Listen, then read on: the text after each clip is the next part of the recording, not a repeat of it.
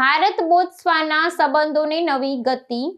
Duma બોકોએ ભારતની digital પરિવર્તનને પ્રેરણાદાયક ગણાવ્યું. બોત્સવાનાના નેતૃત્વએ ભારતના ડિજિટલ પબ્લિક ઇન્ફ્રાસ્ટ્રક્ચરના સફળ મોડેલને પોતાના દેશમાં અપનાવવા અને તે અંગે જાણકારી મેળવવામાં ઊંડો રસ દાખવ્યો છે, એમ વિદેશ મંત્રાલયના આર્થિક સંબંધોના સચિવ સુધાકર દલીલાએ જણાવ્યું હતું. રાષ્ટ્રપતિ દ્રૌપદી મુર્મુની બોત્સવાનાની ઐતિહાસિક રાજકીય મુલાકાત દરમિયાન થયેલી દ્વિપક્ષીય મંત્રણાઓમાં આ મુદ્દો કેન્દ્ર સ્થાને રહ્યો હતો.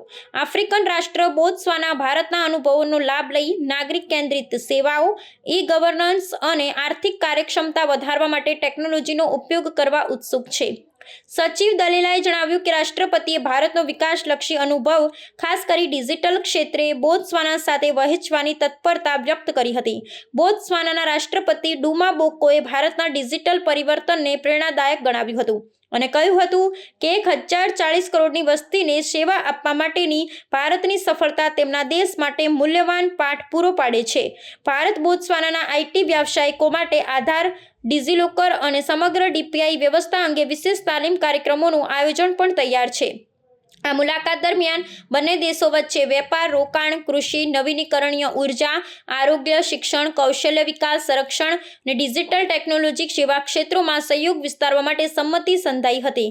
ભારતના રાષ્ટ્રપતિની આ સૌપ્રથમ બોત્સવાનાના મુલાકાત બંને દેશો વચ્ચેના મૈત્રીપૂર્ણ સંબંધોને નવી ગતિ આપનારી સાબિત થઈ છે.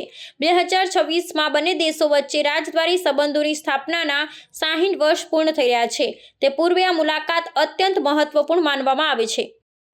The leadership of Botswana also conveyed their keen interest in learning about the deployment of DPI, the Digital Public Infrastructure in India, and how we are leveraging technology for better delivery of citizen-centric services, deployment of for e-governance, and for also better economic efficiency in the entire government.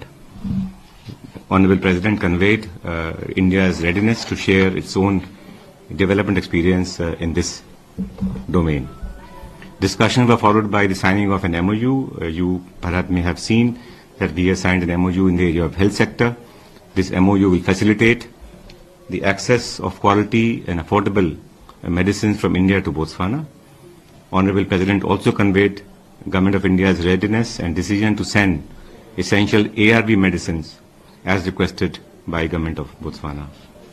Later on, Honorable President addressed the National Assembly of Botswana in a special session convened yesterday.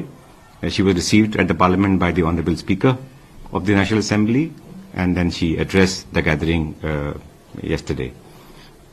Thereafter, Honorable President visited the 3 Degosi Memorial, which is a symbol of Botswana unity, leadership, and quest for independence. She paid her tributes to the visionary chiefs whose legacy continue to inspire generations in Botswana and in the region.